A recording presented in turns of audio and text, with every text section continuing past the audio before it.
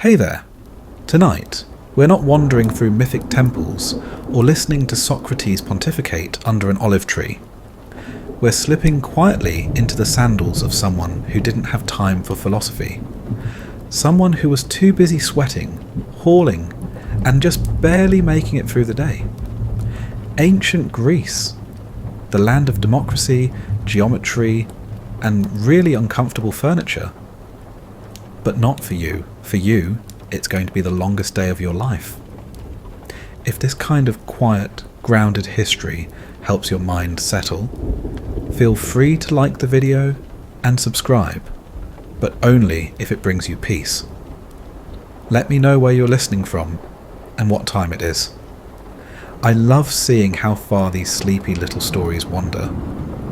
Now take a deep breath, maybe light a candle, maybe let the fan hum softly, and let's begin. You're going to need all the rest you can get, because you, dear listener, are about to live an entire day in ancient Greece. And spoiler alert, it's not going to be pretty. You wake up before the sun, not out of discipline or spiritual enlightenment, but because the air inside your small mud brick home has become a kind of soup. A warm, stale, suffocating soup that smells faintly of last night's lentils, your brother's feet, and whatever creature died in the alley behind your house. You slept on a cot stuffed with straw and dreams of better ventilation, wrapped in a coarse linen sheet that did absolutely nothing to protect you from the mosquitoes or the dust. There's no snooze button, no running water, just you, blinking in the dim light while your body sticks to the sleeping mat in all the wrong places. You rise, scratching at whatever new insect bite sprouted overnight, and shuffle toward the corner where you keep a clay jar of water. It's lukewarm and tastes like yesterday's dust, but you splash some on your face anyway. Congratulations, you're now officially washed. There's no mirror. If there were, you'd see sunburned shoulders, wild hair flattened on one side, and the 1,000-yard stare of someone about to spend another day hauling amphorae or sweeping a marketplace covered in donkey dung. But instead, you squint at the cracks in the wall and listen to the neighbour's rooster start screaming like it invented sound. He always does that. Now it's time for breakfast, or more accurately, an edible formality. On the table, if you can call a wobbling wooden slab a table, sits a hunk of barley bread. It's dry, dense, and tastes vaguely of yesterday's firewood. You dip it in watered down wine, because that's safer than drinking from the well, and slightly more exciting than chewing on gravel. The wine is acidic, barely fermented, and served in a cup with a chip so sharp it's become a character in your daily routine. Your teeth hurt already. Outside, the light has started to creep in. It spills through the gaps in your doorway. No door, just a hanging cloth, and paint streaks of gold across the dust-caked floor. Time to get dressed. You reach for your chiton, a rectangular piece of linen that you wrap around your body and pin at the shoulders. No buttons, no zippers. Just 2 brooches and the faint hope that nothing comes loose. Underwear? Not invented yet. Footwear? If you're lucky, sandals made of leather so stiff it could double as armour. If you're not lucky, your feet are your shoes. Either way, by the end of the day they'll be filthy. And now, the main event, hauling yourself into the street. The city is already waking up. Merchants bark half-hearted greetings. Children run underfoot. And someone is yelling about olive prices again.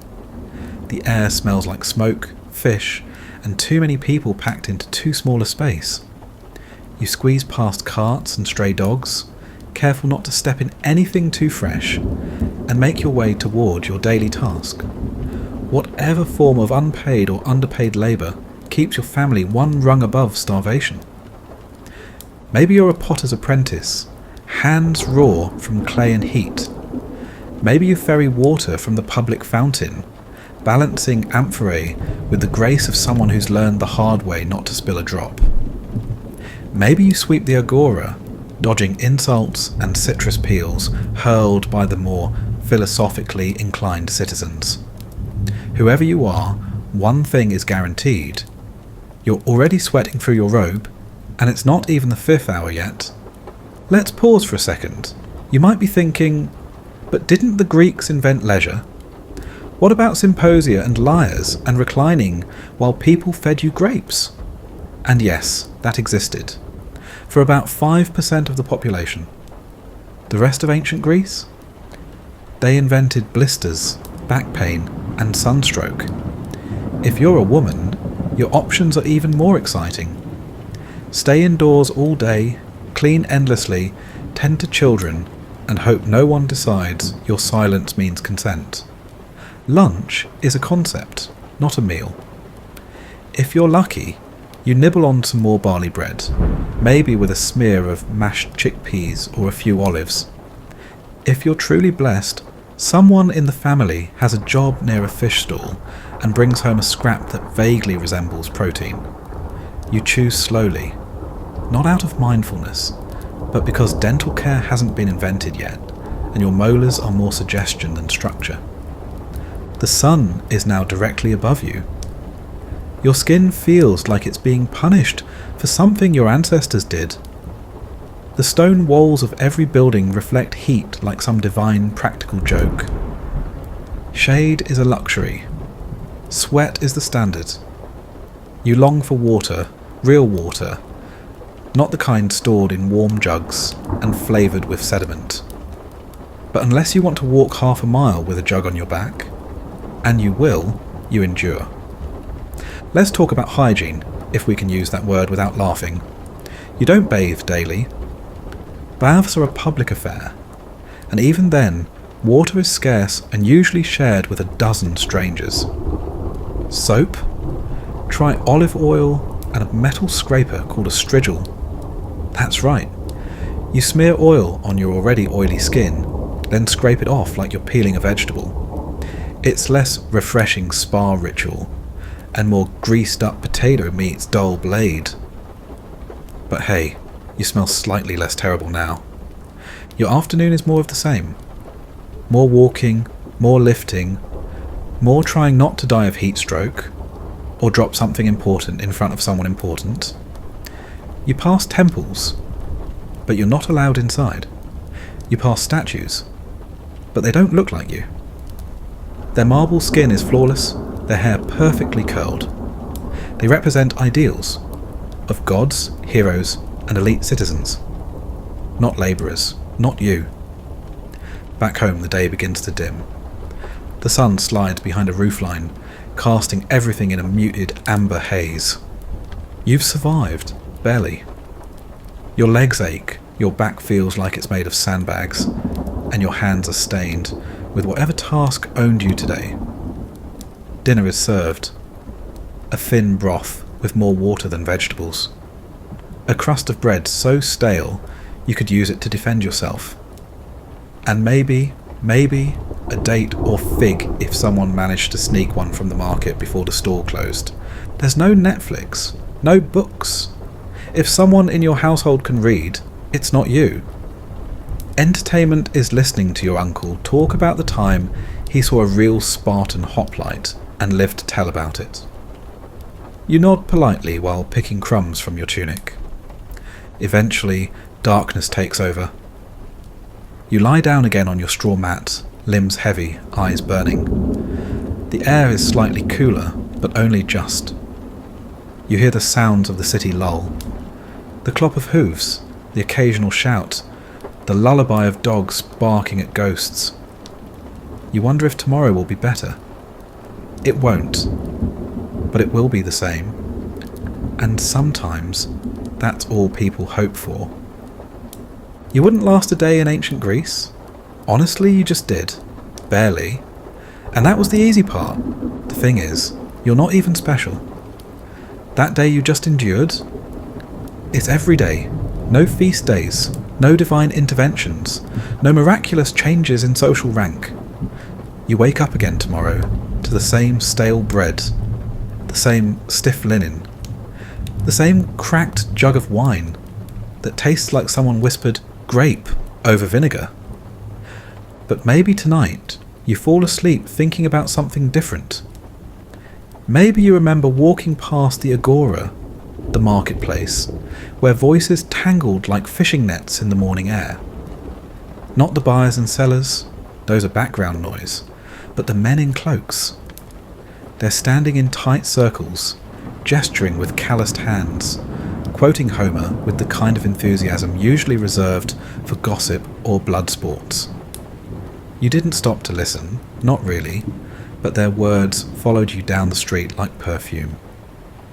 You're too tired to admit it, but a part of you wanted to understand, to speak like that, to have thoughts that mattered enough to argue over. But you don't have the time for leisure. You have chores, feet to dodge, stone stairs to climb while balancing 3 pots and a prayer. And besides, even if you did stop to listen, who would listen to you? Because in ancient Greece, whether you live in Athens, Corinth, or the dusty outskirts of Thebes, your worth is usually measured by what you own, who your father was, and whether you have the freedom to stand in the assembly and shout over other men, which, odds are, you don't. Not if you're poor, not if you're a woman, definitely not if you're a slave. And here's the thing people like to forget. Slavery wasn't some fringe part of the ancient Greek world. It was baked into the architecture, into the economy, into the very idea of who counted as a person and who didn't. For every man debating metaphysics on a marble bench, there were dozens of slaves grinding grain, hauling water, and enduring the kind of silence that leaves bruises. They weren't just invisible, they were essential. Let's say you aren't one of them. You're free by the thinnest technicality. Even so, your life is tightly rationed between obedience and exhaustion. You don't dream of glory. You dream of a day without blisters. You dream of a cup of water that isn't warm. You dream of not waking up already tired. But let's go deeper. Let's say, somehow, you were born into a slightly higher class. Not elite. Just enough that your father owns a little land. Maybe you can read. Maybe you've seen a scroll or two. You might even know the names of some gods that aren't just the ones carved above the local shrine. That's progress, right? Sure. Until you remember that being educated in ancient Greece doesn't mean comfort. It means being expected to quote Hesiod before breakfast and memorize the names of dead men who won wars you'll never fight. You still eat the same stale bread. You still sweat. And if you're a boy, you train your body just as much as your mind. Naked, in public, because that's considered virtuous. You run laps in the sun, while someone older evaluates your character by how gracefully you hurl a discus. It's as educational as it is humiliating. And if you're a girl, education is a whisper behind a closed door. Maybe you learn how to spin wool. Maybe you're taught how to read a few household account lines. Nothing dangerous. Nothing that might plant a seed. Your future is already decided. Marry someone you didn't choose. Bear children before your back fully heals from the first labour. And run a household where everyone else gets to go outside. Because even in the cradle of democracy, freedom is highly selective.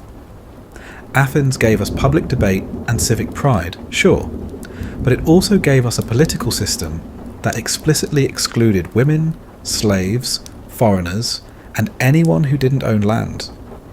Which, if we're doing the math, means democracy applied to maybe 10% of the population. The rest were scenery, or tools, or occasionally collateral damage. You probably wouldn't be allowed to vote. And even if you were, the process would be less noble than you imagine. There were no ballots as you know them. You voted with shards of pottery. Literal garbage. ostraca. You'd scratch the name of someone you didn't like onto the surface, and if enough people did the same, that person was exiled for 10 years. No trial, no debate, just majority suspicion and a swift goodbye. Imagine that. Cancel culture, 2,500 years early, only instead of trending on Twitter, you had to leave the city, or risk a fine, a beating, or both. But it's evening now, and the city begins to quiet again. You sit on the steps outside your home, because inside is too hot, and outside only slightly smells of urine. The sky over Athens, yes, let's say you're in Athens, is soft and low and pink, like some god spilled their paint while arguing. You hear lyres somewhere nearby. Not for you, but still, it drifts. A melody, a reminder that even in this relentless, gritty world, beauty leaks through the cracks. You watch someone walk by wearing the clean robes of someone who didn't work today. He's laughing. Maybe he's had wine. Maybe he'll recite a poem later at a symposium. One of those events where men recline, drink, and debate whether virtue can be taught. They'll be served by slaves. They'll toast to freedom. They'll quote Sappho without inviting her. You're not going to a symposium. You're going to sweep your threshold one more time, shake bugs from your sheet, and curl into a position that might trick your joints into relaxing. You're going to listen to the sounds of a city that's always on the brink of smoke or silence. But before sleep takes you, you wonder, was it always like this? Has the world always spun on the backs of those too tired to notice? The answer is, probably. Even in ancient Greece, the world of heroes and philosophers, most people lived lives full of aching feet, hollow stomachs, and borrowed dreams. The golden age for them was made of straw roofs and empty cups. Still they kept going. They worshipped. They worked. They made things, pots, poems, roads. They raised children who would raise children who would raise statues in their name, even if their own names were never written down. You wouldn't last a day? Perhaps. But they did. Over and over. Until the Parthenon cracked, and the oracles fell silent, and the empires moved on. And in that, maybe there's a kind of comfort. Because if they could survive that heat, that hunger, that hard ground they called a bed, then maybe you, wrapped in blankets and listening across centuries, can drift off knowing that rest, like history, eventually comes for everyone. Morning again, because there's always another one. And this time, you try to rise before the flies do. You peel yourself off the same sleeping mat, now with new creases in your spine and a familiar taste in your mouth, like ash and regret. Someone's already moving around outside, the thud of sandals against stone, and the clatter of a cartwheel that's lost its sense of rhythm. You hear someone spitting, someone yelling. The city doesn't so much wake as lurch back to life. Your stomach grumbles. Not that it matters. Breakfast, as always, is an afterthought. More barley bread, still stale, still tasting faintly of mould and your own lowered expectations. You chew slowly, less to savour it and more to delay whatever indignity the day has planned. But this morning, we're not racing straight into chores or errands. Today we're looking around, taking it all in. You live in one of the most celebrated civilizations in human history, and yet your street smells like boiled goat and regret. There's a ditch running parallel to the houses, where grey water and worse collects before trickling downhill to someone else's problem. If it rains, the stench blooms like a cursed flower. If it doesn't, it hardens into a crust that flakes under sandals and never really leaves your nose. There are no garbage collectors, no indoor plumbing, no sewer system to speak of, unless you count the occasional stone tunnel used by rats and ambitious nightmares. Chamber pots get emptied when people remember, or when they're full enough to threaten rebellion. You've stepped in worse things than you'd like to admit, and that was before breakfast. You keep walking, carefully, eyes scanning for open puddles or sleeping dogs. The Agora, your destination today, is already filling up. Not just with vendors and buyers, but with people trying to be seen. The kind of men who wear their chitons a little too neatly, who speak just loudly enough that passers-by hear them cite Homer mid-argument, who position themselves near philosophers, hoping to catch reflected wisdom like sun off a polished shield. You aren't one of them. You're not here to debate the nature of justice. You're here to find something, anything, worth bartering for. A better length of twine, a cleaner amphora, maybe some fish, though the good stuff's already been snapped up by people who don't sweat for a living. You don't have coin, you have hope. It smells like dried anchovies and rotting onions. You pass a man selling sponges, real sea sponges, for bathing, allegedly. He's holding one up and shouting that it cures everything from body odour to divine punishment. You doubt it. But you also know what it's like to scrub yourself with last year's cloth and pretend it helps. Let's talk about that actually. Hygiene. The Greeks loved cleanliness. In theory, they built public baths, mostly small, modest, and heated if you were lucky. They used olive oil as soap, which sounds fancy until you realise it was applied by hand and scraped off with a dull metal curve. The strigil. If that sounds relaxing, try imagining your neighbour scraping sweat and grime off your spine while discussing the rising cost of lentils. Personal grooming was important. Cleanliness was associated with beauty, health, even morality. But the tools? Primitive. Water came from fountains or wells, carried home in heavy ceramic jars. Bathing was social, functional, and cold unless someone stoked a fire. There were no toothbrushes, no toothpaste. You chewed twigs, rubbed your teeth with ashes or ground up shells, and hoped for the best. Let's just say dental hygiene was not a golden age. You, like everyone else, have learned to ignore the ache in your molars and the subtle metallic taste that means another one is slowly dying in your jaw. Smiling hurts. Not just emotionally, physically, but smiling isn't a daily habit anyway. You save that for rare occasions. Festivals, weddings, or when the bread isn't entirely stale. Still, you keep up appearances. You wash when you can. You comb your hair with fingers. You pluck stray hairs with tweezers made of bronze and silent prayer. And if you're a man of means, you might even have your beard shaped by a professional, right there in the Agora, surrounded by spectators and unsolicited advice. Because yes, barbers were public performers. Philosophy wasn't the only thing debated in the streets. So was the correct way to trim a sideburn. Meanwhile, the gods are always watching, or so you're told. And if your odour offends them, that's a real concern. Cleanliness, in Greek culture, wasn't just about health. It was about piety. Dirty hands defiled altars. Filthy garments dishonoured ancestors. And nobody wants to be the reason Zeus has a bad day. You pass a shrine, modest and tucked between two large buildings. A woman kneels, head bowed, murmuring something into the clay. She's left an offering, bread maybe, or fruit. It's already attracting flies. But that's not the point.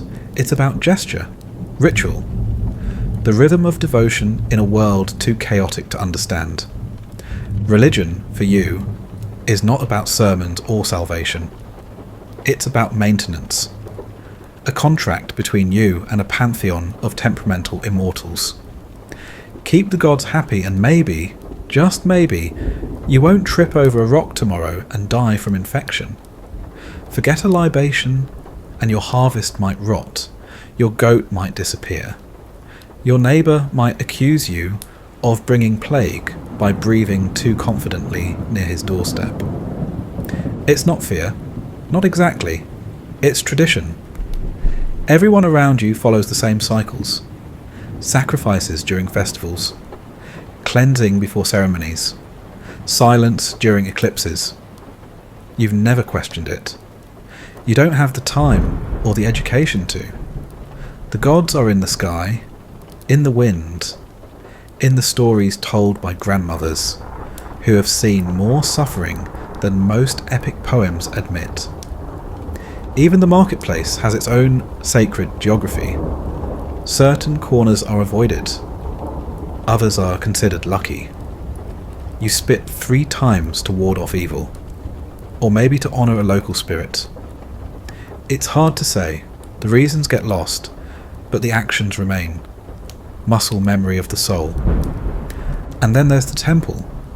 You've never been inside. Not really. That's for priests, officials, and people with the kind of status that gets their names carved into marble instead of forgotten in dust. But you pass it often. You see its columns towering above the chaos, its roof catching sunlight like a god's yawn. It's beautiful, distant, clean in a way the rest of the city could never be. You don't envy the gods exactly. But sometimes, when your back aches and your feet burn, you wonder what it's like to be worshipped instead of ignored. Still, you keep moving, because that's what everyone does. The city grinds forward like a donkey cart, with one wheel bent and the other catching fire. Loud, smelly, unstoppable. You pass men arguing over philosophy. Again. One of them points to a statue and asks, loudly, whether its beauty lies in its form or in the soul of the artist. Another responds by comparing it to a chicken. You're not sure how, and you don't stop to ask. You pass women carrying baskets, children trailing behind them, dusty and loud. You see someone sweeping a threshold with a bundle of reeds tied into a loose broom. Someone else is sharpening a blade, muttering about tomorrow's market. Life in ancient Greece isn't paused for contemplation. It's ongoing, messy, full of contradictions. Just like now. The heat returns around midday. It sneaks in like a thief, settling in your bones. The air thickens. The walls reflect sunlight with the smug satisfaction of well-baked bricks. You duck into whatever shade you can find, pressing your back against stone and pretending it helps. It doesn't. But you sit, and for a moment you listen. Voices, hooves, a baby crying, a dog barking at something that might be real, the jingle of coins, the whisper of wind through a narrow alley, a sneeze, laughter, a prayer. This is your city, your world, not the one taught in textbooks or immortalized in sculpture, but the one made of sweat, dust, sandals, and the stubborn rhythm of people surviving on nothing but habit and barley bread. You wouldn't last a day in ancient Greece? You're doing it again, and again, and again. And that, in itself, is a kind of epic. The afternoon presses down like a hand that doesn't quite know its own strength. And you, like everyone else, learn to bend under it without snapping. There's a spot in the city, not far from the Agora, where time slows just enough to notice. A wall, whitewashed by a hand that gave up halfway. A fig tree that grows out of a crack between stones. Somehow still alive, still daring. And a bench, not marble, just wood, worn smooth by the weight of bodies long gone. You sit there sometimes, when there's nothing urgent, when your feet ache more than usual, when you've convinced yourself you've earned a break. Today is one of those days, or maybe you just need to pretend it is. You lean back, the wood creaks. A breeze finds its way between buildings, gentle as a secret. For a moment, you can almost forget the flies, the noise, The fact that you're wearing the same tunic 3 days running. You close your eyes and listen, not for danger, or customers, or the shouts of someone needing help, but just for the sound of the city breathing. And it does. The city has a rhythm, not the loud kind, not the drum beats of Sparta, or the chanting of priests, but something quieter. The slap of sandals on stone, the soft scrape of pottery being set down, the dull clunk of a hammer shaping bronze into meaning. People live here not with grandeur, but with repetition, over and over. The same movements, the same tasks. They don't build legacies, they maintain survival. And somehow that's enough. You open your eyes and see someone watching you. An older man, beard like a broom left in the rain. He says nothing, just nods, then drops his eyes and moves on. Maybe he knows this spot too. Maybe he's been sitting here since before you were born, watching the wall flake and the fig tree lean and the city pulse around him. Back to work. Your limbs complain as you rise. You stretch, carefully, because a pulled muscle means days without income. You're due at the workshop soon. Clay needs moving. Tools need cleaning. The kiln needs fuel. And the potter's in one of his moods again. He'll bark at you for being late, then forget what he asked for, then ask again in a louder voice. It's fine. It's always fine. You've learned that fine doesn't mean good. It just means survivable. The workshop smells of earth and ash and overcooked dreams. Pots in every stage of becoming litter the space, some still soft and trembling, others hard and cracked from too much ambition. You know the feeling. You sweep. You fetch water. You listen to the potter talk to himself like the clay is answering back. You wonder sometimes if it does. In another life, maybe you'd shape something too. Maybe you'd carve your name into the bottom of a jug and pretend it mattered. But here, now, your name is a whisper, and your work is quiet. You hand over the tools. You stoke the fire. You wipe sweat from your brow with a cloth that used to be a tunic sleeve. And then you do it again. And again. There's no clock. You don't know what time it is. You only know by the angle of the sun and the pain in your knees. The day isn't measured in hours. It's measured in tasks completed, insults dodged, aches accumulated. Eventually the work slows. The potter grows silent. You think maybe he's fallen asleep upright again, mouth open like a forgotten amphora. You don't wake him. You never do. You leave quietly, stepping into the narrow street. The sky has begun to shift. That particular gold that only happens when the day is exhausted and the night hasn't made up its mind yet. People are lighting small fires in clay braziers. The scent of smoke joins the evening chorus. Dogs barking, children shrieking, the soft slap of fish being cleaned for dinner. And maybe this is the best part of the day. Not good, but best. The part where no one expects anything of you for a little while. Where you can sit, not in leisure, but in the absence of obligation. You find a wall and lean against it. You don't sit. You've learned better. Stone holds heat like a grudge.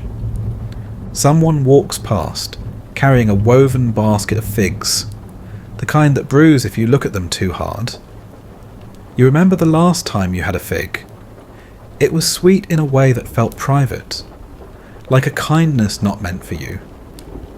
You were 6. Your mother handed it to you like it was a ceremony. You bit into it, juice sticky on your chin, and thought, for the first time, that maybe the world wasn't only hard edges. You haven't had one since. You make it home just as dusk arrives. The kind of dusk that smells of smoke and tired feet. The cloth over your doorway flutters in the breeze, and for a second it almost feels like a welcome. Inside, your brother is snoring already, curled in a shape no spine was built for. Your sister is hunched over a small bowl, mashing something that used to be lentils. Dinner. There's no feast, no firelight stories. Just 3 bowls, 3 people, and 3 versions of silence. You eat slowly. Not to enjoy it, just to make it last. Someone mentions the festival coming up, a minor one, honouring a god you barely remember the name of. You nod, not because you care, but because it's something to look forward to that isn't mould on your ceiling or blisters in new places. Maybe there'll be music. Maybe someone will spill wine and you'll laugh. And for a moment, no one will be hungry. After the bowls are empty, you wipe them out with the same cloth you used to wipe your face this morning. Clean is relative. You stack them in the corner, fold the cloth with a half-hearted swipe, and lie down. The mat hasn't changed. It still knows your shape. The bugs still know your blood. But tonight, the breeze feels kinder. The city is quieter. Someone's playing a lyre in the distance, badly but not without feeling. You stare at the ceiling and let your thoughts float upward, through the cracked beams, through the roof tiles, into the dark. You wouldn't last a day in ancient Greece? Maybe, but then again, maybe it's not about lasting.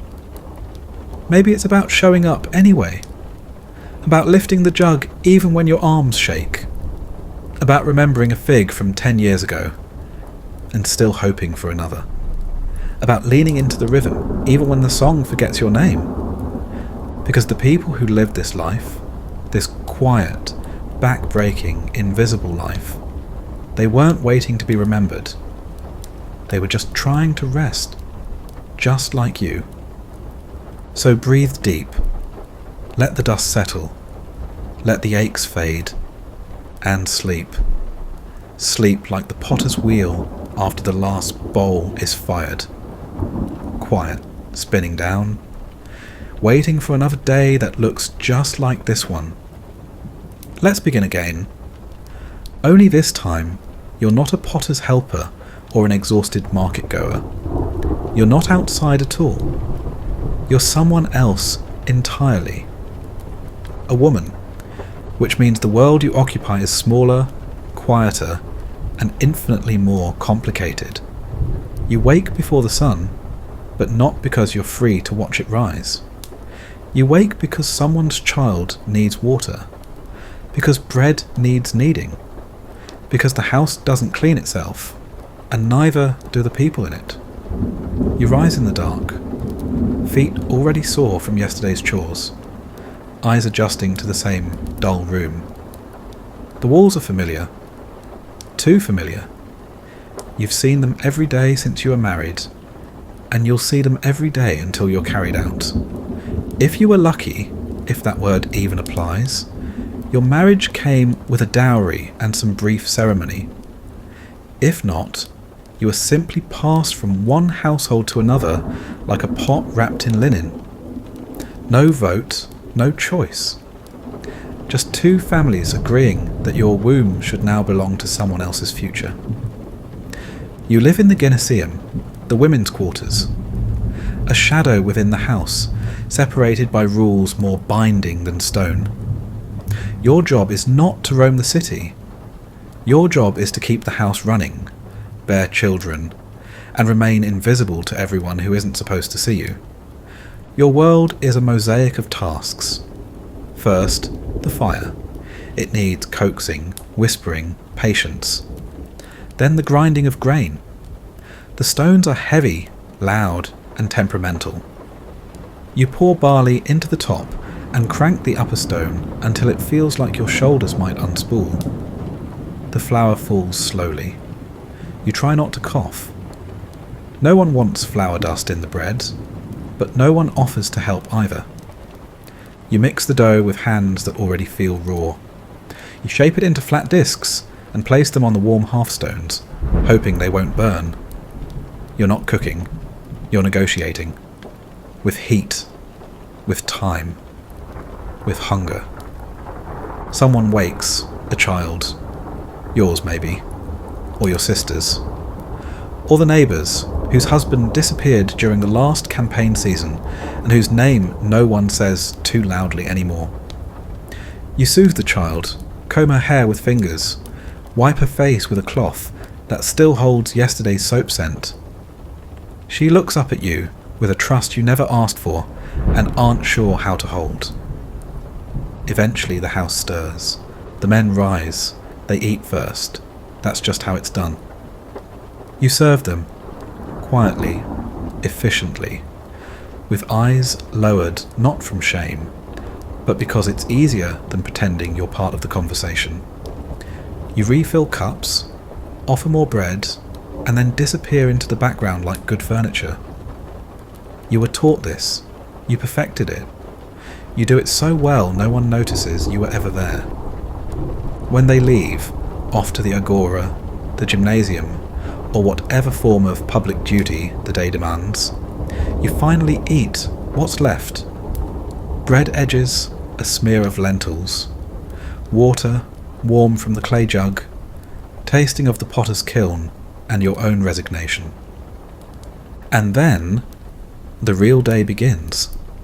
Cleaning, sewing, spinning, weaving. You tend the loom like it's an altar, and in some ways it is. Threads pulled tight, one after another, until they form something useful. You don't get to write poetry, but your cloth holds its own kind of rhythm, its own kind of language. You scrub the floor with water fetched from a public fountain before dawn. You scrub your children's tunics. You scrub the cooking pot that burned last night's meal when you were distracted by someone crying next door. You do not stop. You do not rest, because stillness invites questions. Sometimes your mind drifts. You remember stories of goddesses, Athena, wise and armoured, Artemis, wild and free, Aphrodite, adored and powerful. You wonder if they ever had to explain themselves, if they ever had to wait until someone else finished eating before they were allowed to touch the food. You imagine Aphrodite folding laundry, and the image is so absurd you almost laugh. But you don't, because you're not a goddess. You're a woman in ancient Greece. And that means you are useful, disposable, revered, and erased, all at the same time. Let's talk about freedom.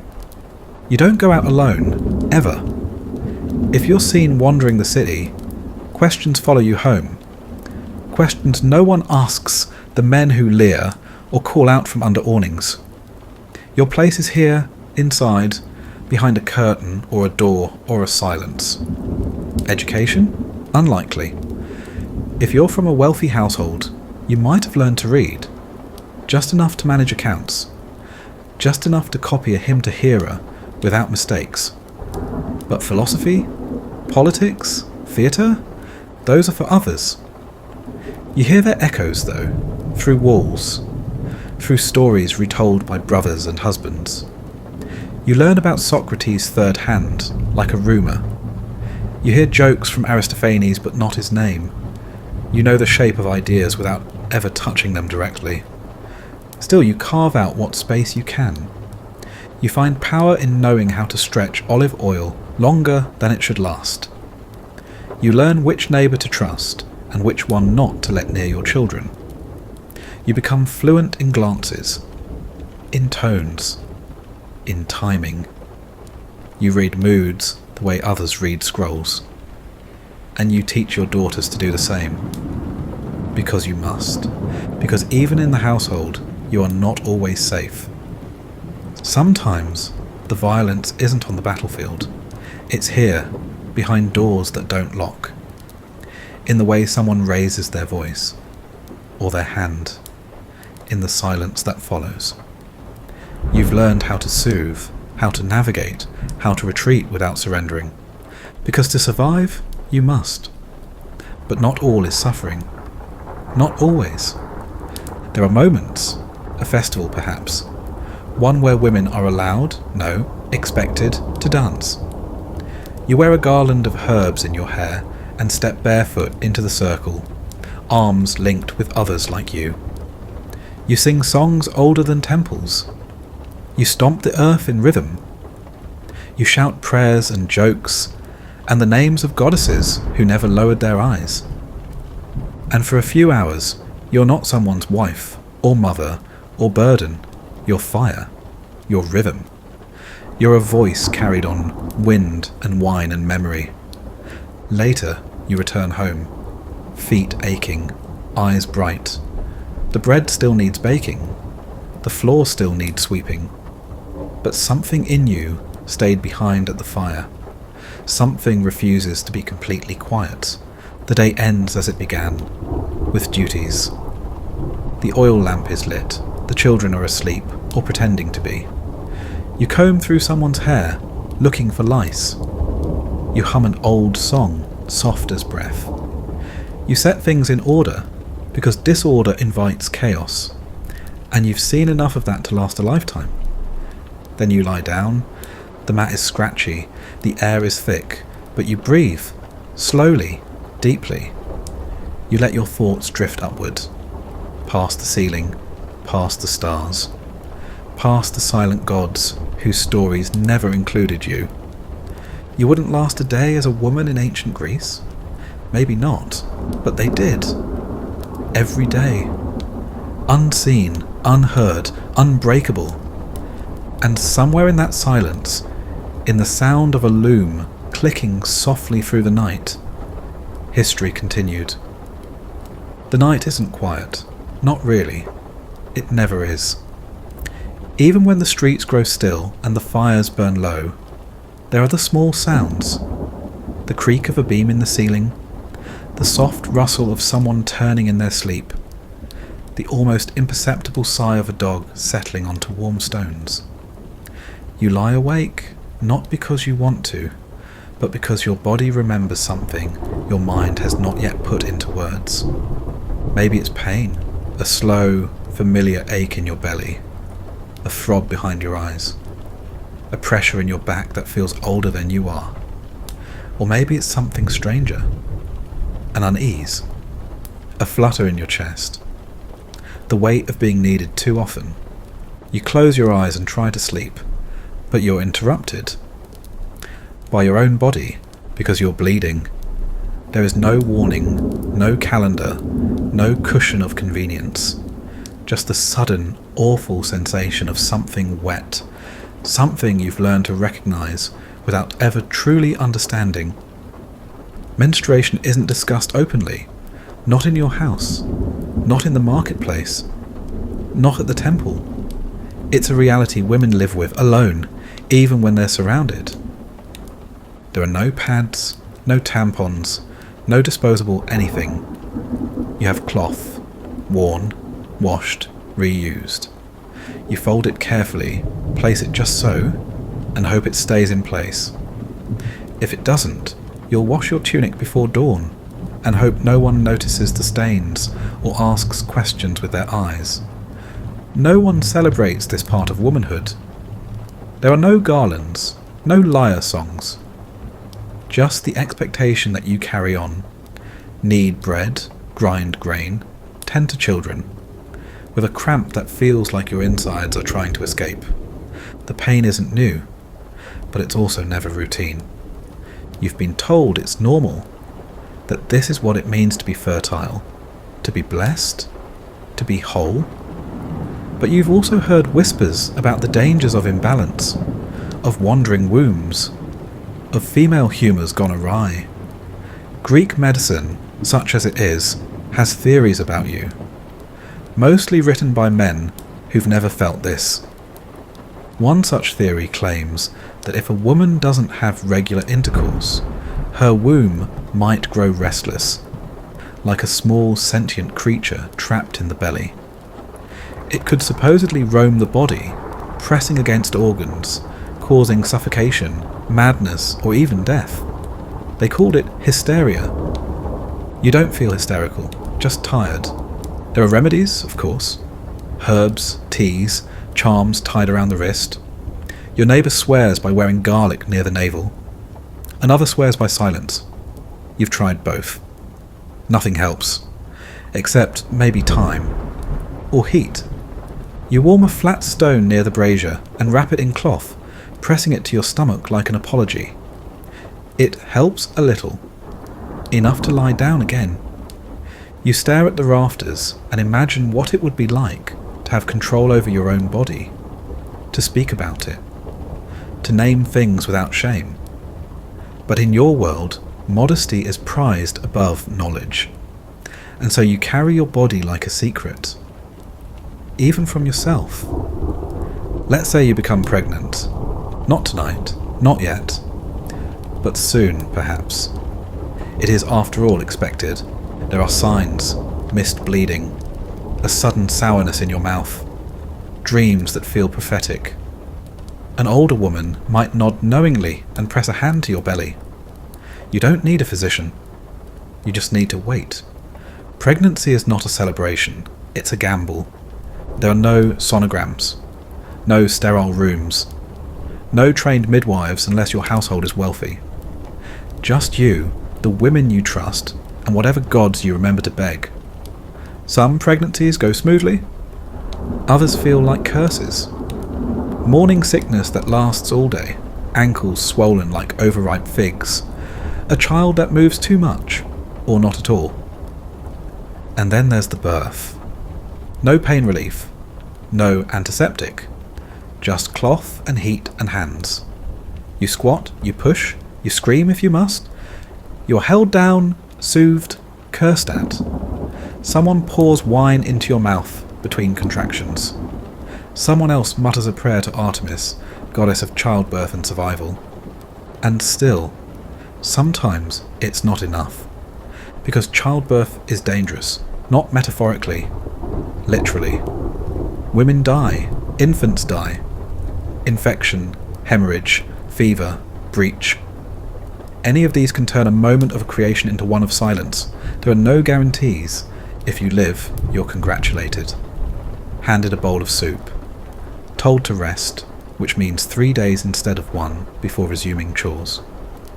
The baby is washed in lukewarm water, swaddled in cloth, and shown the hearth fire, a symbolic welcome, as if fire could protect them from what's coming. You name the child, not always right away. Not before the 8th or 9th day, because naming something makes it real. And in this world, many don't survive long enough to earn a name. Infant mortality is a fact, not a tragedy. You don't cry in public. You don't speak of the baby who didn't make it. You might pour wine into the dirt. You might say a prayer. But mostly, you fold the cloth again and wait for your body to heal, so it can begin the cycle again. You get no statues, no festivals, but without you, there would be no cities, no scholars, no poets. You are the quiet engine behind every philosopher's lecture, the nameless hand that fed the general who won the war, the tired arms that rocked the playwright before he dreamed of drama. They will not thank you, but they exist because you did, because you endured. Back to the night. You're bleeding again, but you rise anyway. You need the bread. You hum a lullaby while sweeping the floor. The moon hangs low in the sky, like an oil lamp slowly burning out. You light your own lamp and move through the shadows. Someone once told you that Hera watches over women, that she sees, that she knows. You hope that's true. That someone sees what doesn't get carved into marble. That someone is keeping track of the blood, the blisters, the unnamed babies, and the unspoken pain. You wouldn't last a day as a woman in ancient Greece. Maybe not, but they did, and that, in its own way, is sacred. There's another life we haven't touched yet. It doesn't sleep in a house, or serve dinner, or argue in the marketplace. It doesn't teach philosophy. It doesn't sit in on political debates. It doesn't even have a name, at least not one anyone records. Because this life is owned. You are a slave in ancient Greece. And this too is a story people like to skip over. Not because it's rare, quite the opposite. Slavery was so normal, so woven into the very muscle and bone of Greek society that most didn't think to question it. It was the scaffolding that held up every temple, every theatre, every symposium. And if you're listening to this story from the bottom rungs of the ancient world, then your day is not about surviving the heat or balancing a water jug. Your day is about surviving ownership. You wake up underground. Literally. You're in a mine, the Lorient Silver Mines, southeast of Athens. The air is thick, stale, and sweet in the worst possible way. The scent of rot and metal and bodies packed too close for too long. You don't stretch when you wake. There isn't room. You just blink, disoriented, and crawl forward. You're maybe 10, maybe 20. It's hard to tell. Hard to remember. You're one of thousands. The tunnel is tight, carved not by architects, but by hands like yours. You can't stand upright. You shuffle on your knees. Every movement scrapes your skin. The rocks bite back. But you have a task. Carry the silver ore to the surface. It doesn't matter how heavy it is. It doesn't matter how many times you fall. You carry it, or someone else does. And if you fall too often, someone else will. No one teaches you how to mine. You learn by doing, by failing, by watching what happens when someone else coughs too hard and collapses. You step around them. You do not stop. There's no torch. Just a wick soaked in olive oil, flickering like a dying star, strapped to your head with twine. The light barely cuts through the dark. Shadows leap like spirits from the stone. You do not speak. You do not sing. You breathe, haul, scrape, repeat. Above you, Athens shines. Statues glint. Temples grow taller.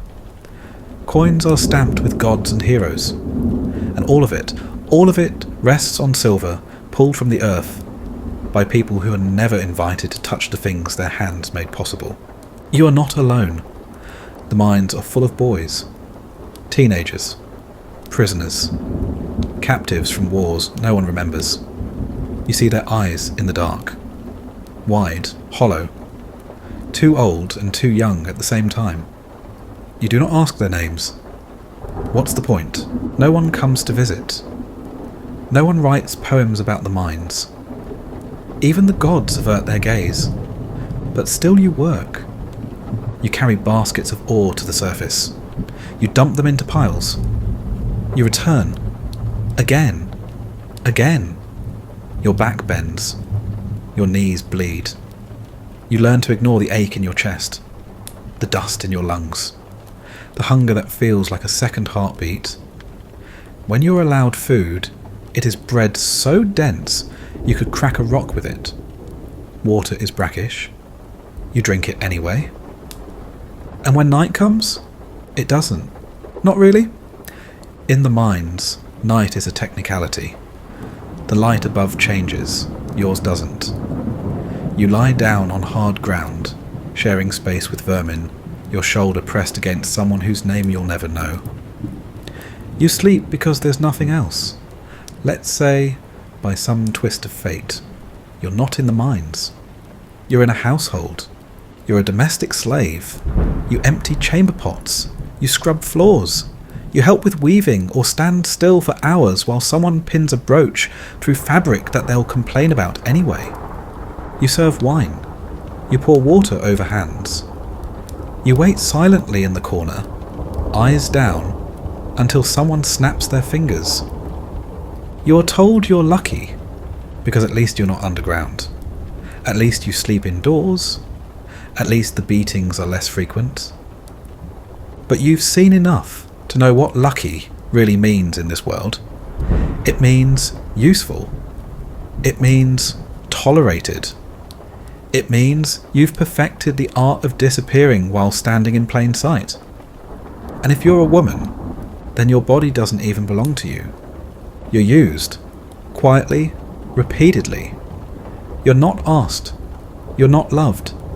You are owned.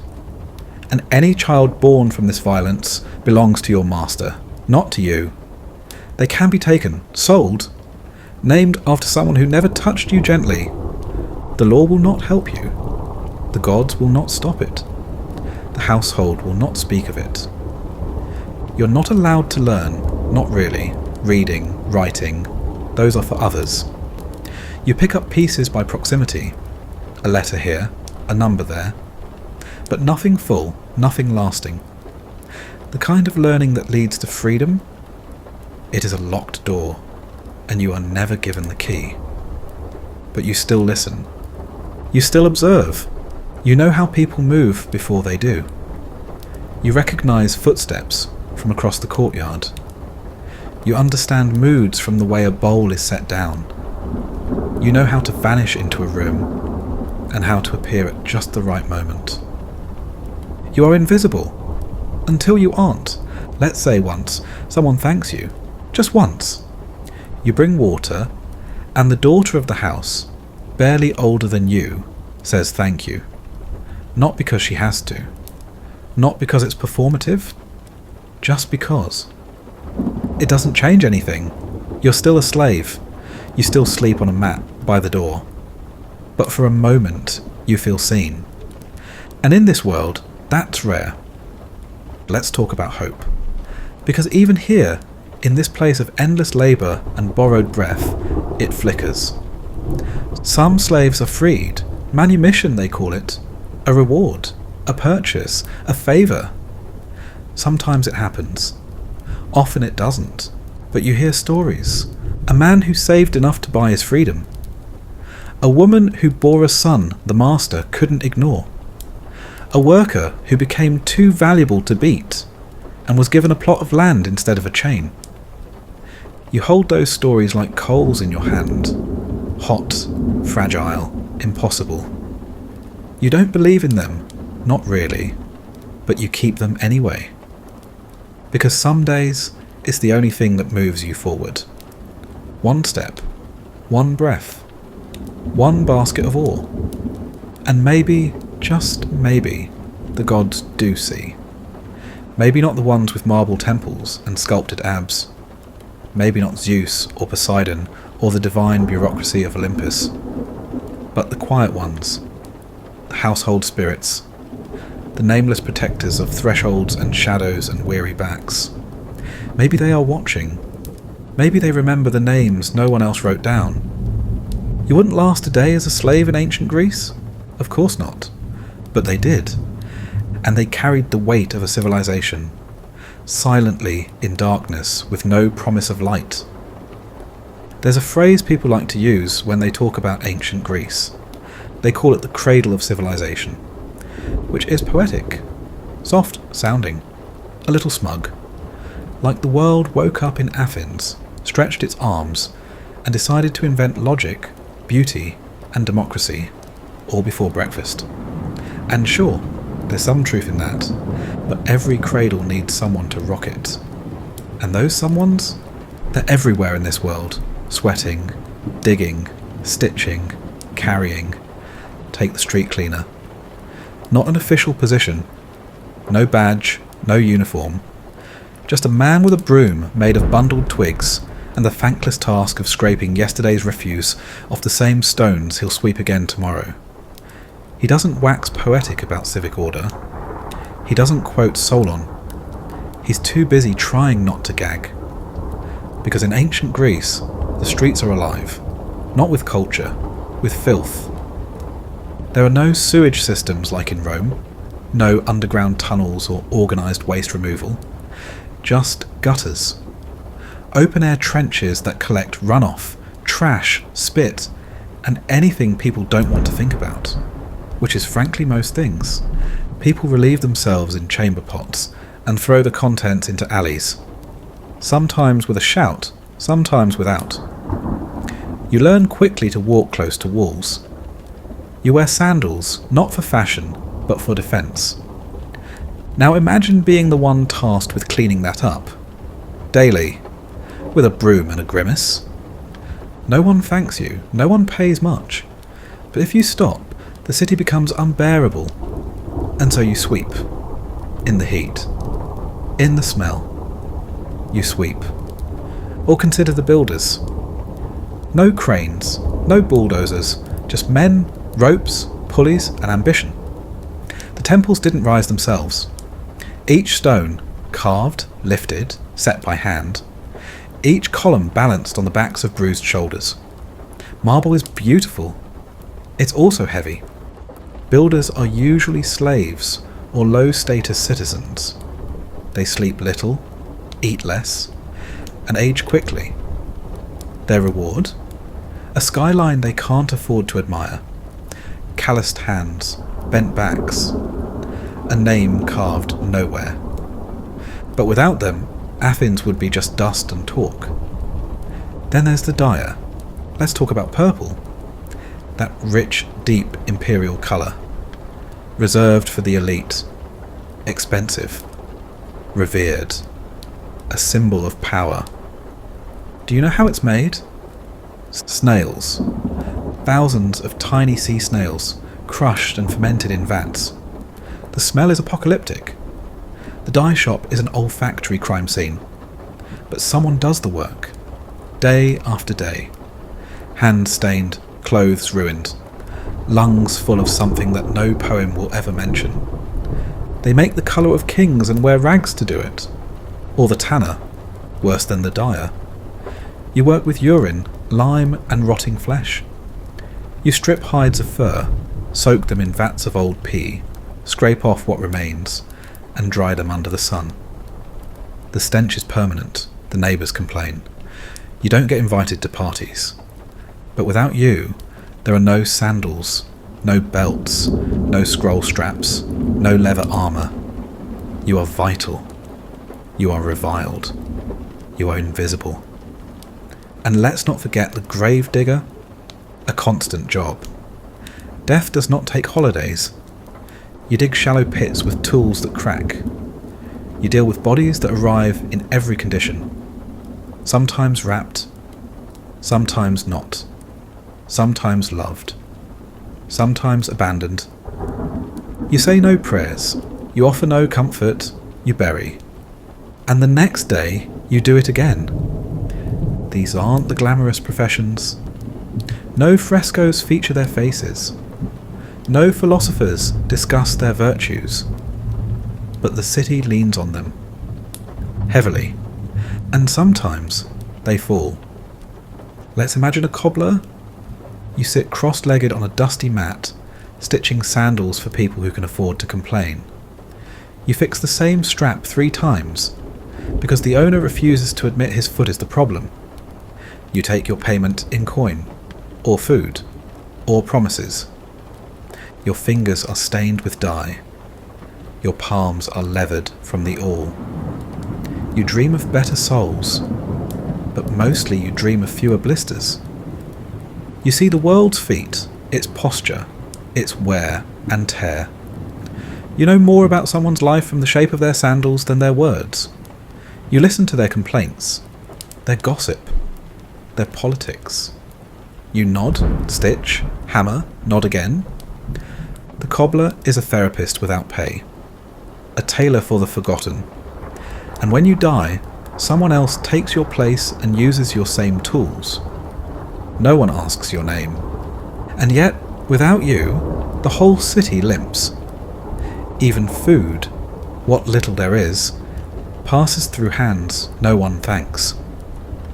The fishermen wake before dawn, push wooden boats into black water, and throw nets until their arms burn. They pray to Poseidon not for fortune, but for survival. Some days they come back, with nothing but cuts and wet disappointment. The bakers wake before anyone else. The ovens must be fed.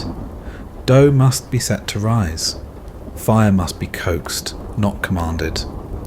Bread is simple. Bread is constant. Bread is what people blame when they're angry, and what they eat when they're not. You burn a batch, that's the day's wages. You bake it just right. No one says a word. Even water, yes, water must be carried. You fetch it from a public fountain. You balance it on your back, in your arms against your hip. The jug is ceramic. It digs into your skin. You slip once, it shatters. The water vanishes. You start again. You walk through a world of statues and pedestals, but your path is carved by repetition. Every day, a parade of ordinary. Every day, a dance of burden. And still, people find joy in songs, in jokes, in the rhythm of shared labour, in the way a task done well feels like a defiance of the chaos around you. A kind of dignity, even if no one applauds.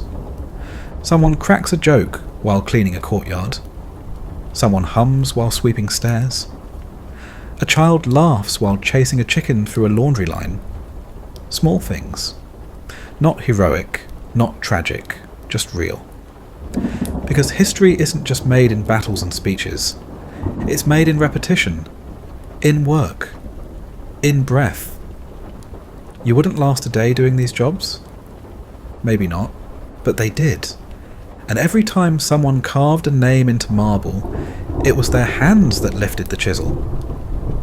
You'd think, after all that labour, hauling, digging, kneading, bleeding, someone in this city would get to rest. And maybe some do, but even rest in ancient Greece comes with rules. Let's say you're one of the lucky ones. A man, free, not wealthy but not destitute. Just enough standing to be allowed a voice, though not necessarily listened to.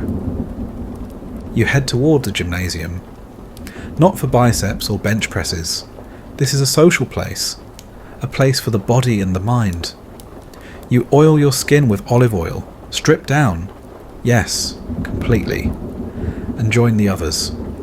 Sweating, stretching, talking, sparring, pretending you're not also a little uncomfortable. Philosophy happens here, so do insults and injuries, and the kind of one-upmanship that never really changes, no matter the century. Afterward, you scrape off the oil with a strigil. The curved bronze tool drags grime from your pores, leaving a little trail of satisfaction behind. You smell like sweat and olives and effort, which is, frankly, better than most days. Then you sit, not in a chair. Chairs are for the wealthy. You find a patch of shade, maybe near a stoa, one of those colonnaded porches where men gather to argue like it's an Olympic sport. They quote Plato, if they're feeling fancy. They quote each other more often. No one listens. Not really. Everyone's waiting for their turn to talk. You sip watered wine, not for taste, for safety. The water here isn't always trustworthy. Mix it with wine, and you've got a fighting chance. Someone nearby is talking about justice. Someone else interrupts with a fart. You're not sure who's more persuasive. But here's the strange thing. Beneath all the noise and ego and sweat, something is happening. Ideas, rough, half-formed, shouted over olives, but real. Someone mentions the ideal city. Someone else counters with a joke about politicians. A man references Pythagoras. Another asks how triangles help feed a family. The crowd laughs. The point sticks. This isn't school. There is no chalkboard, no raised hands. But it is learning. It's messy, loud, repetitive. Half the men here couldn't write their own names, but they can recite entire passages from Homer. Memory is education. Argument is sport. And you, if you're quiet, if you're patient, might just walk away with a new idea in your pocket. You don't get a diploma. You get a headache and a sunburn.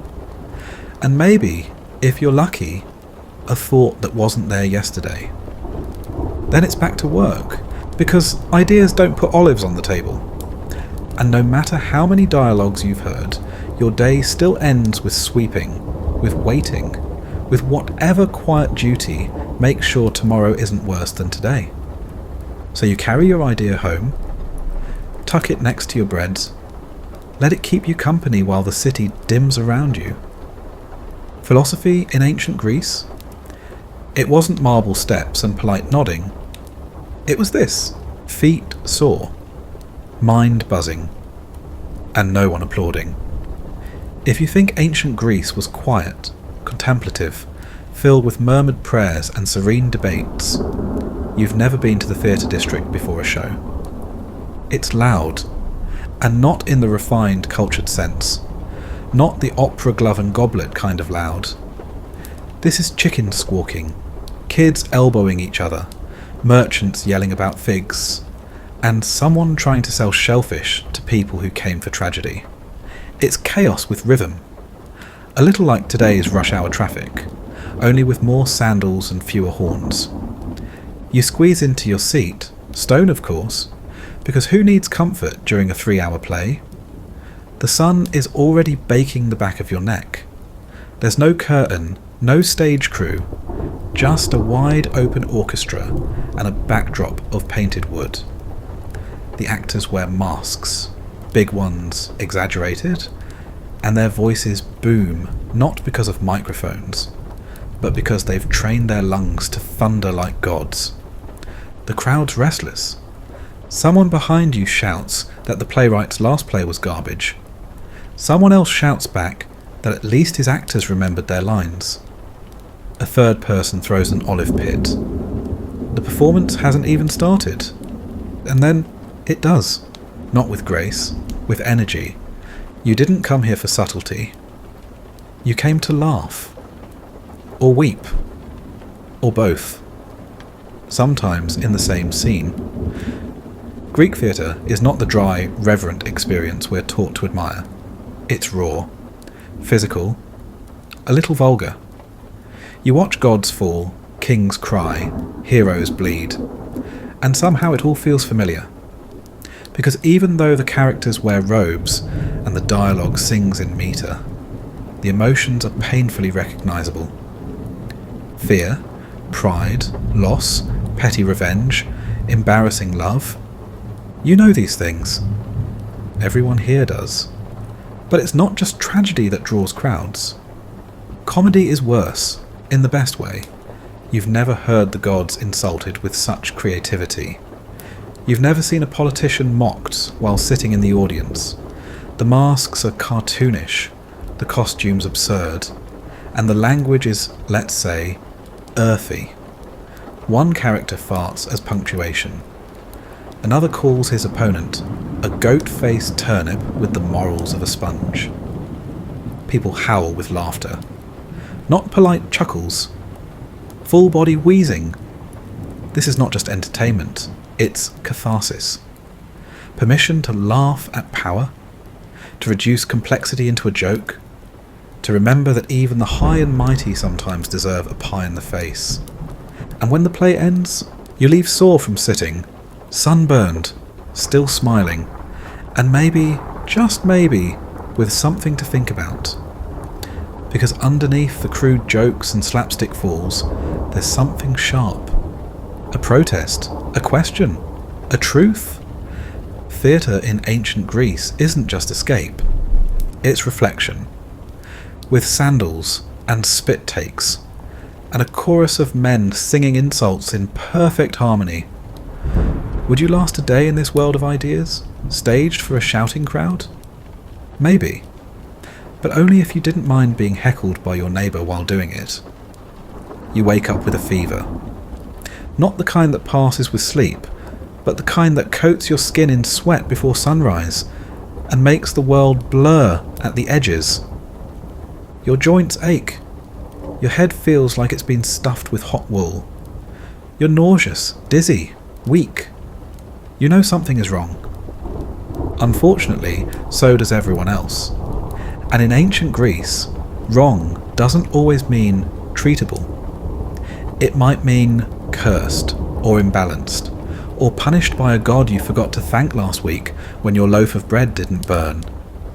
You lie on your mat, limp as dough, while your family debates your fate. There's no thermometer, no clear diagnosis, just the visible facts. You look bad, you sound worse, and you're starting to smell like something that doesn't have long. They summon a healer, not a doctor, at least not in the modern sense. A healer might be a neighbour with herbs, or a man trained in the Asclepian temple, or a wandering physician with a satchel full of bronze tools and theories about bile. He arrives smelling of vinegar and garlic. He does not wash his hands. He does not reassure you. He pokes your belly, checks your tongue, and mutters about humours. 4 of them: blood, phlegm, yellow bile, and black bile. Health, he explains, is balance. Your humours? Very clearly unbalanced. You nod. You're too sick to argue. He prescribes rest, wine, and maybe, just maybe, a good bleeding. Because when in doubt, remove something. They bring a bowl, a knife. You don't get to vote. The cut is shallow but humiliating. Your blood spills. The healer watches, nodding sagely as if consulting the contents of your arteries for answers. He leaves soon after, taking his bowl and payment. You're left pale and dizzy, and somehow not better. So now they try prayers.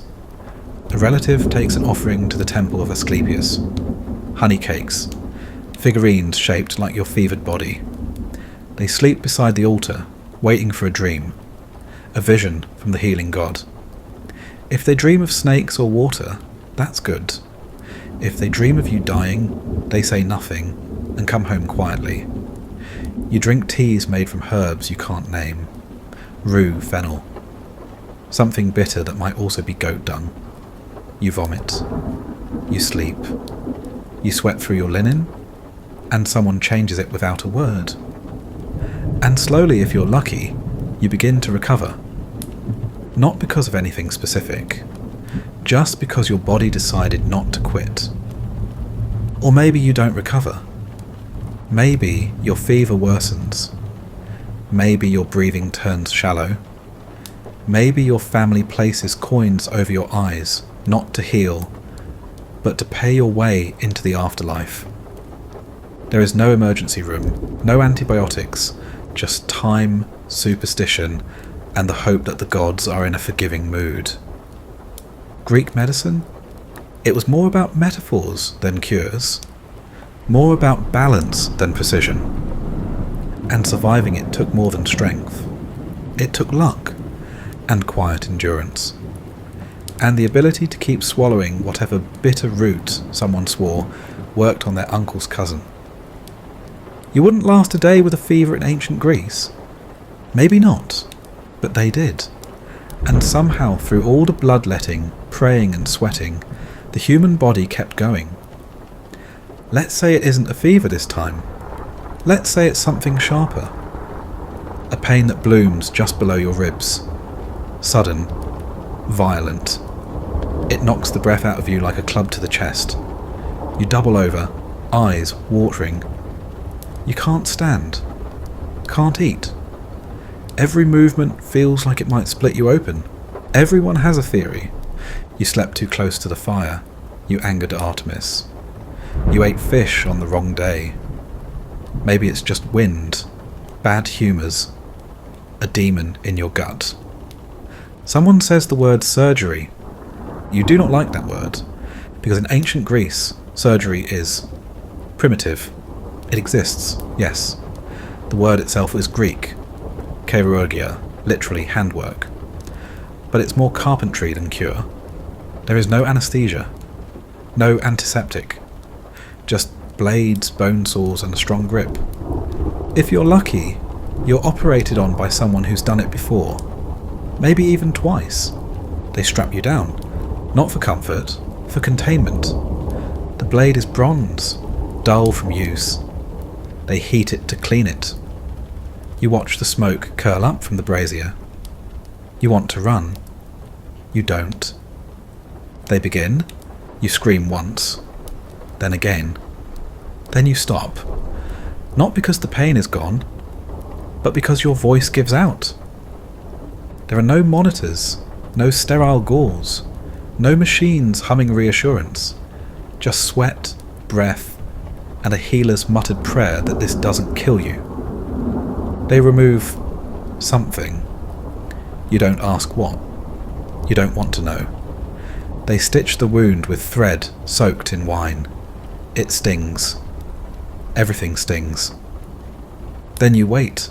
Days maybe. Maybe weeks. You sleep in half-hour bursts. The pain becomes your shadow.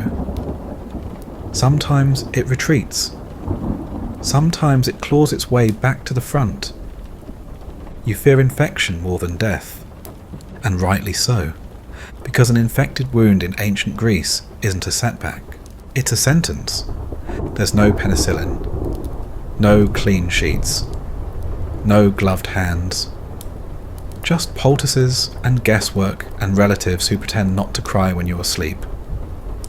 And yet, some live, some even heal. Scars become reminders. Stories. Proof you didn't just suffer, you survived. Medicine isn't just a science here, it's a kind of hope in disguise. Some healers are skilled, some are lucky, some are both. Hippocrates, the man, is real, but his methods scattered across decades. He wrote less than people claim. His name was added later. His oath, the famous one, is more philosophical than practical. First, do no harm sounds nice. Harder when your only tool is a blade and a bucket. Still, it was the beginning. Of observation, of logic, of treating the body not as a mystery, but as a system, with parts, and fluids, and failures that might be explained, if not prevented. But for you, lying on your mat, sweating into a cloth that used to be white, there is no theory, there is only survival. You wouldn't last a day under ancient Greek surgery? Of course not. But some did, and they walked away, limping. Yes, scarred, certainly, but alive. And in this world, that counts as a miracle. You live in Athens. But you're not Athenian. You weren't born here. You weren't born to the right parents, on the right soil, under the right law. You pay taxes. You serve in war. You run a shop. You know the city better than half the men in the assembly.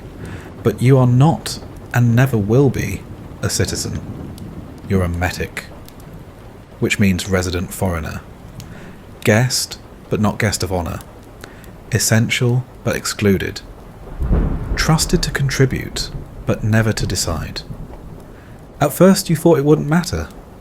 You came here for trade, for opportunity, for the thrum of a city that seemed to glow with importance. You brought your tools, your tongue, your hope. And for a while it worked. You found a place, a little shop, just wide enough for a bench, a back room, and a jug of wine. You fixed things. You made things. You stitched.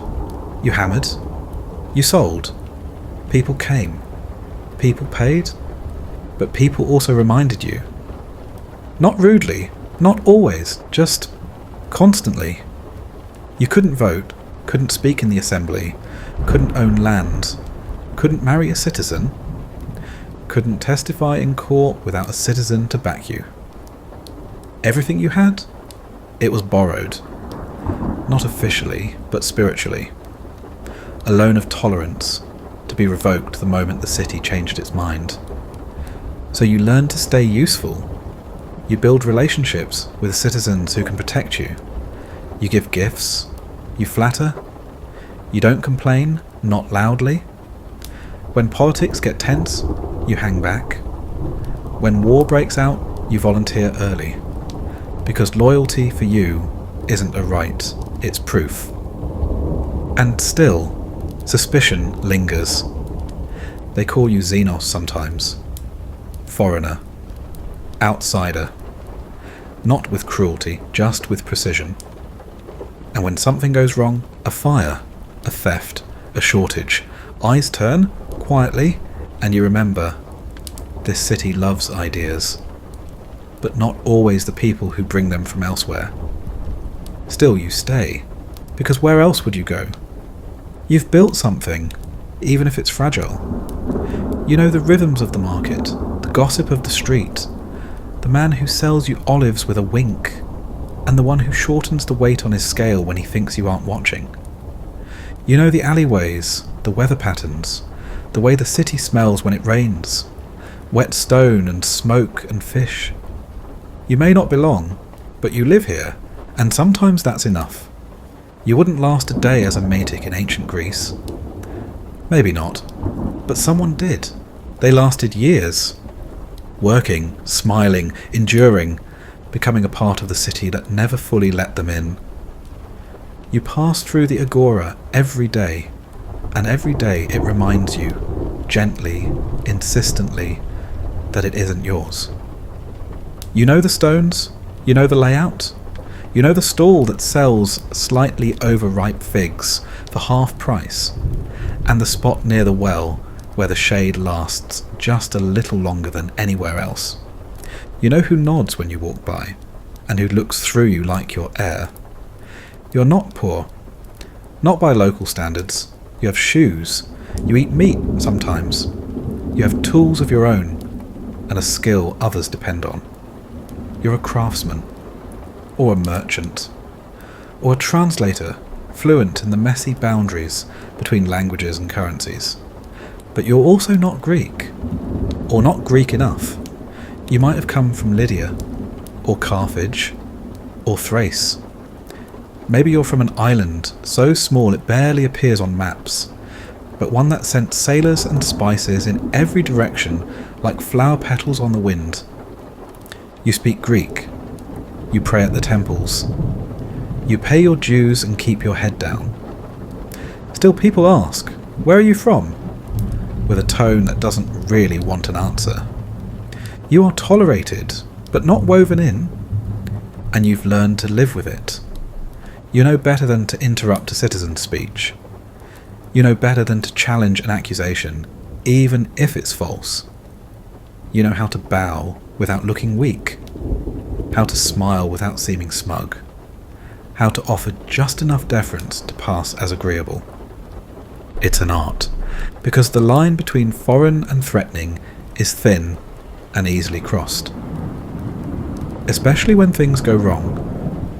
A crop fails, a storm damages a sacred statue, a general loses a battle he should have won, and suddenly whispers begin. Foreign gods, foreign tongues, foreign influence. You feel it long before anyone says it out loud. A hesitation in how someone takes your coin. A delay in a handshake that used to be quick. A new tax, a revoked permit. A temple that once welcomed you now closes its doors before you arrive. You remember, your rights aren't rights, they're permissions, revocable, conditional, and yet this place is home, or the closest thing to it. Because where you came from no longer fits either. You've changed. Your voice carries a new accent. Your habits don't quite match your birthplace anymore. You're not Greek, but you're no longer fully anything else. You live between identities, between walls, in the spaces carved out by need and persistence. So you adapt. You build friendships with other metics, other outsiders. You share news, gossip, bread. You help each other avoid trouble. You form invisible alliances. A baker who looks the other way when you're short on coin. A stonemason who teaches your son the trade when no citizen will. You find community in the margins. And sometimes something more. A woman. A citizen. She smiles at you from across the market.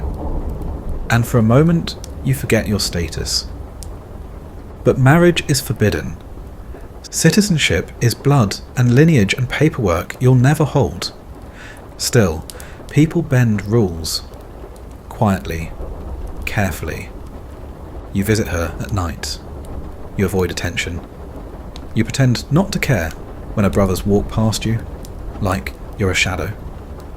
You bring gifts. She brings laughter. You build something that looks like love, even if it doesn't have the legal right to call itself that. And if you're caught, the punishment is exile. Or worse, forced sale into slavery if you're deemed insolent enough. So you measure every word, every glance, every moment. Because being an outsider in ancient Greece is like standing on a dock that's always slightly too narrow. One wrong step, one wrong wind. Into the water you go. Let's say you're not just tolerated, you're needed. A trader from Egypt, a ship captain from Cyprus, a builder whose masonry techniques are unmatched. The city needs what you offer, and for a time you are protected. Respected even. People come to you, ask your opinion, offer gifts. You're invited to dine with men who once avoided your eyes. And just when you begin to believe the walls are fading, a new magistrate, a new policy, a war breaks out with your homeland. The gods demand a scapegoat. And you remember, walls don't fade, they just wait.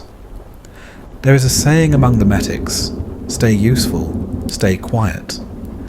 Because the system runs on you, but not for you. And yet, you persist. You light the lamps. You pay the taxes. You raise your children to speak both your native tongue and the one that grants them opportunity. You teach them to be careful, to be clever, to smile with the right amount of teeth. Some of them will move up. A few might be granted special exemptions.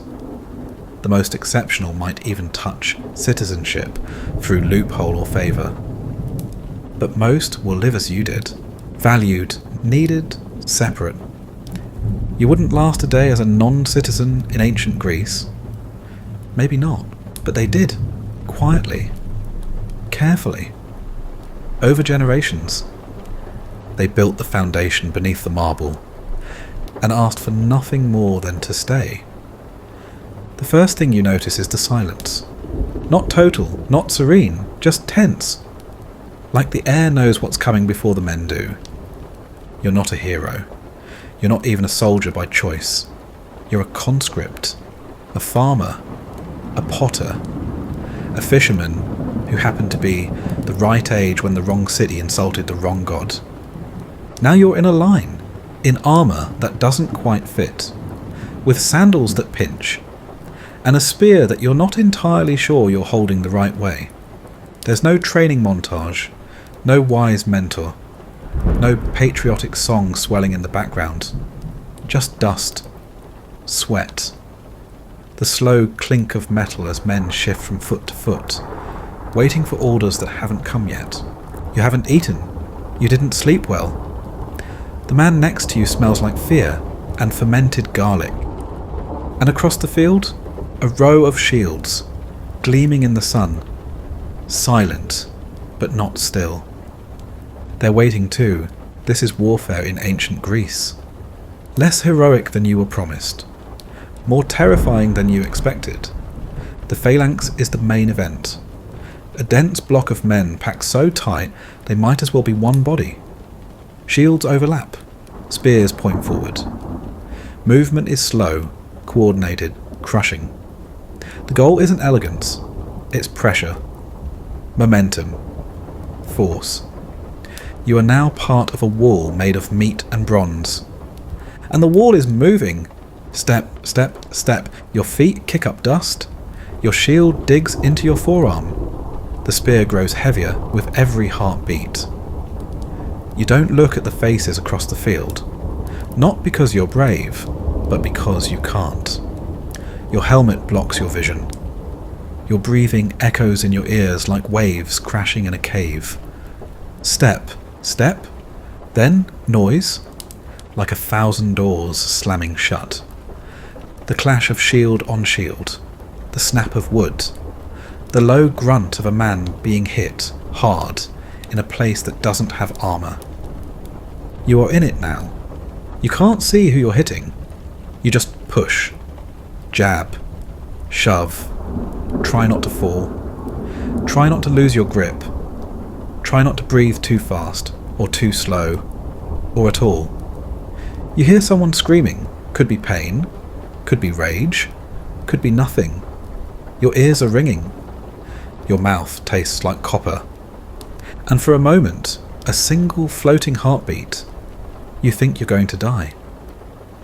Then the line moves. You don't know why. Maybe your side is winning. Maybe the enemy broke. Maybe everyone just agreed, silently and without permission, to stop. You stumble backwards. You breathe in short, wet gasps. You look down and realise your legs are shaking. You made it. You're not a hero, you're just alive. Back at camp, no one celebrates. Not yet. Not until the wounded are counted. Not until the dead are dragged and stacked and whispered about. You eat something. You think it was lentils. It doesn't matter. Your mouth is numb. Your hands still ache from gripping the spear. Someone tells a joke. It's not funny, but everyone laughs, because laughter feels like proof that you're still here. Tomorrow might be another battle, or the march home, or more waiting. Always the waiting, and always with that knowledge sitting quietly in the corner of your mind. The knowledge that next time your shield might not hold.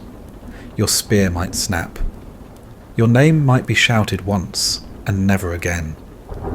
Let's talk about wounds.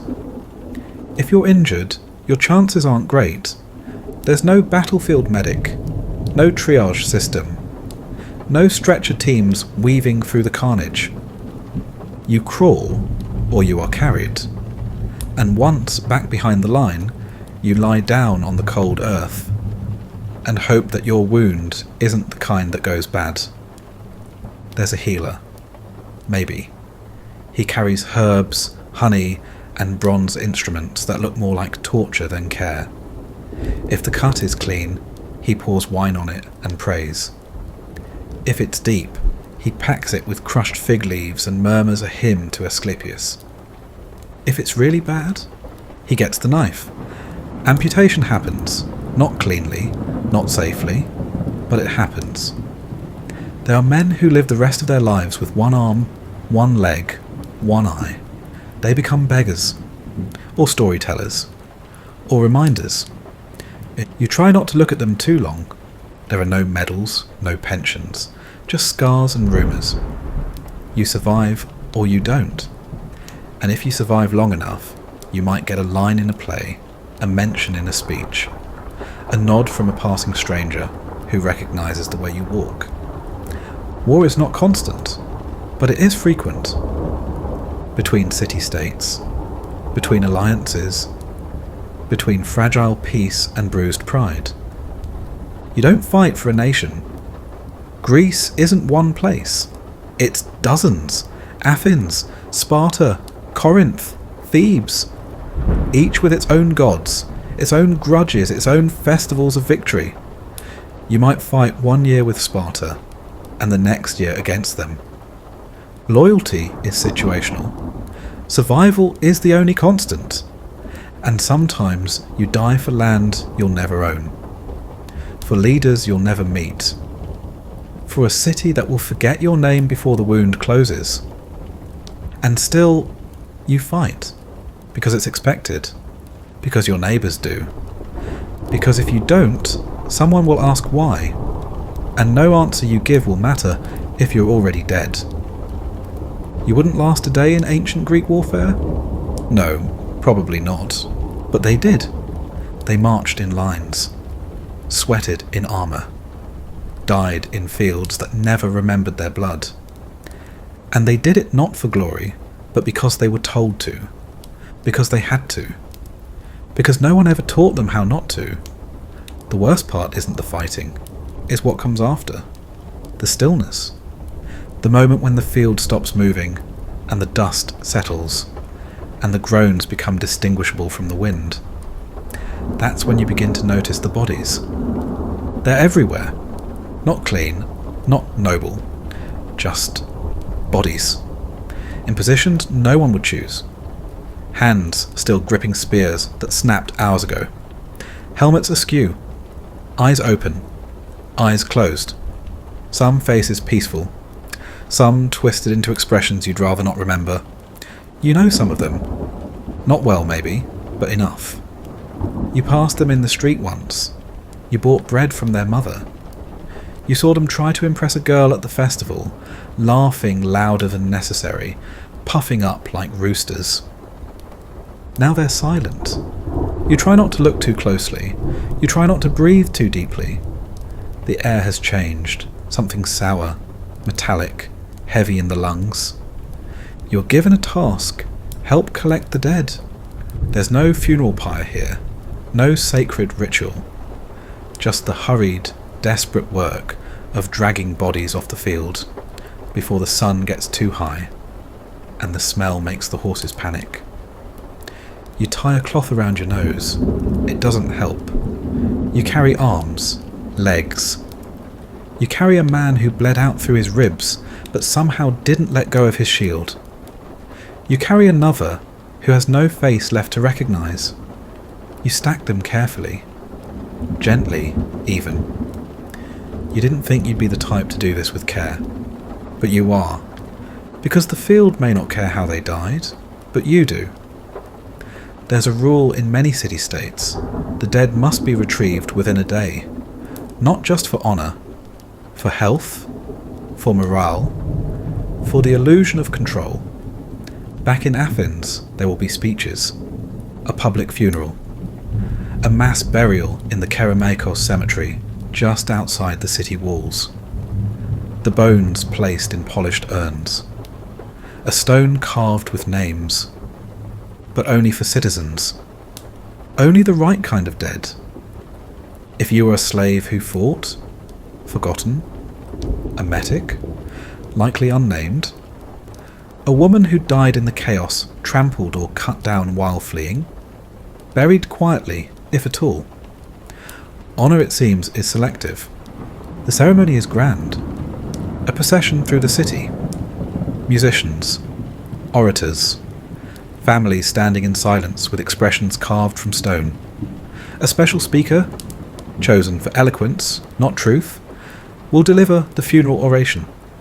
He will praise democracy, praise courage, praise the city's eternal values. He will not mention the blisters, the dysentery, the way you wept quietly under your helmet the night before battle. He will talk about glory, about sacrifice, about how the dead lived and died for Athens. You will nod. Everyone does. It's expected. But later, alone, you will remember the boy who slipped in the mud and cracked his skull before he even saw the enemy. The man who begged not to be sent because he had a newborn at home. The friend who took a spear in the thigh and died 2 days later of fever, not heroism. The city builds stories. You carry memories. At home, wounds fester. Not just on bodies, but in the rhythm of life.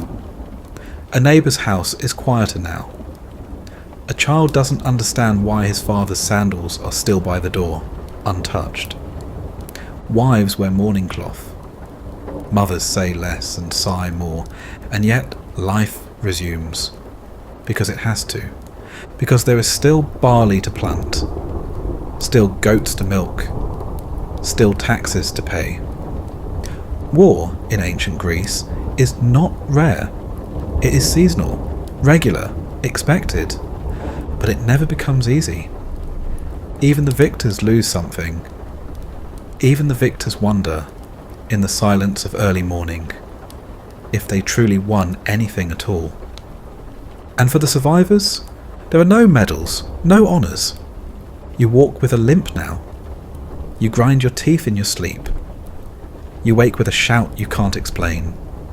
No one calls it trauma. They call it fatigue, or weakness, or worse, they don't call it anything. You try to find comfort in routine.